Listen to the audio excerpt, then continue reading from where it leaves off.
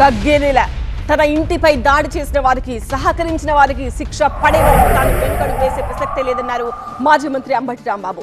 తనలోని ఫైర్ తగ్గించాలన్న కుట్రతో తన ఇంటిపై దాడి చేశారు అన్నారు ఆయన. మాజీ మంత్రి అంబటి రాంబాబు గుంటూరు ఎస్పీ ఆఫీస్కు వెళ్లారు. తన ఇంటిపై దాడి చేసిన టీడీపీ నేతలపై చర్యలు తీసుకోవాలని గుంటూరు ఎస్పీకి ఫిర్యాదు చేశారు.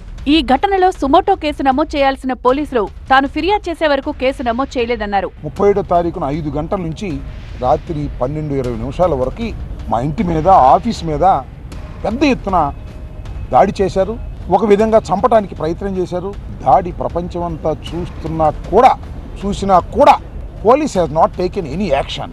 చాలా దురదృష్టం అది. భారతదేశ చరిత్రలోనే చాలా దురదృష్టం. నేను కంప్లైంట్ ఇచ్చేంత వరకు అసలు యాక్షన్కి వెళ్ళలేదు, కేసు కూడా రిజిస్టర్ చేయలేదు. జనరల్గా పోలీసులు ఏం చేయాలంటే ఒక సంఘటన జరిగితే సుమోటివ్గా కేసు బుక్ చేయాలి. తెలుగుదేశం వారు కుమ్మక్కై నా మీద దాడి చేశారు అనేటువంటి భావన కలిగే విధంగా ప్రవర్తించారు. తన ఇంటిపై దాడి చేసిన నిందితులపై 7 ఏళ్లలోపు శిక్ష పడే కేసులు పెట్టి బెయిల్ ఇచ్చి పంపారన్నారు అంబటి. 7 years లోపుగా శిక్ష పడే అవకాశం ఉన్నటువంటి కేసుల్లో పోలీసు వారే బెయిల్ ఇచ్చి పంపించవచ్చు. ఇది చట్టం. అందువల్ల ఈ కేసులు మాత్రమే రిజిస్టర్ చేసి వాళ్ళందరూ బెయిల్ ఇచ్చి పంపిస్తారు. ఇంకో విషయం చెప్పనా మీకు, నా మీద కూడా ఇదే కేసులు. All are 7 years below. నాకు మాత్రం బెయిల్ ఇవ్వాలి పోలీసు వారు. కోర్టులో ప్రొడ్యూస్ చేశారు, కోర్టు వారు రిమాండ్కి పంపారు. ఎంత పక్షపాత ధోరణితో పోలీసు వ్యవస్థ పనిచేస్తుంది అని చెప్పడానికి ఇది ఒక ఉదాహరణ. చట్టం తన పని తాను ఇక్కడ చేయకపోతే హైకోర్టు, సుప్రీంకోర్టు కూడా వెళ్ళి దీనిలో లాజికల్గా పోలీసు వారు చేసినటువంటి అఘాయిత్యాల గురించి, తెలుగుదేశం వాళ్ళు చేసినటువంటి అఘాయిత్యాల గురించి ప్రపంచానికి తెలియపరిచే విధంగా, డెసిషన్స్ వచ్చే విధంగా కోర్టుల్లో మేము ఫైట్ చేస్తామని కూడా ఈ సందర్భంగా నేను చెప్పదలుచుకున్నాను. పెమ్మసాని డైరెక్షన్లోనే తన ఇంటిపై అటాక్ జరిగిందన్నారు రాంబాబు.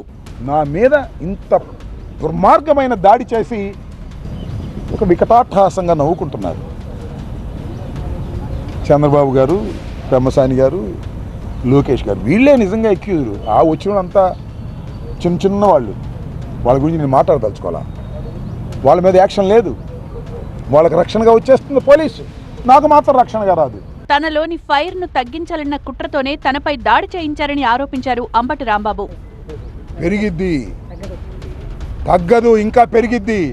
ప్రాణాలకు తెగించైనా పోరాటం చేస్తా. ఎంత ఘోరం అండి. నా ఫైర్ తగ్గించడానికి నన్ను అరెస్ట్ చేస్తారా? నా ఫైర్ తగ్గించడానికి నన్ను కొట్టడానికి ప్రయత్నం చేస్తారా? నా ఫైర్ తగ్గించడానికి 18 రోజులు జైల్లో పెడతారా?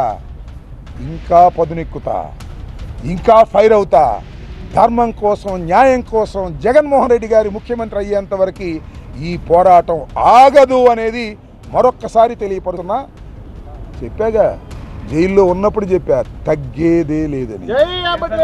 తన ఇంటిపై దాడి వ్యవహారంలో అవసరమైతే సుప్రీంకోర్టు వరకు వెళ్తానన్నారు అంబటి రాంబాబు.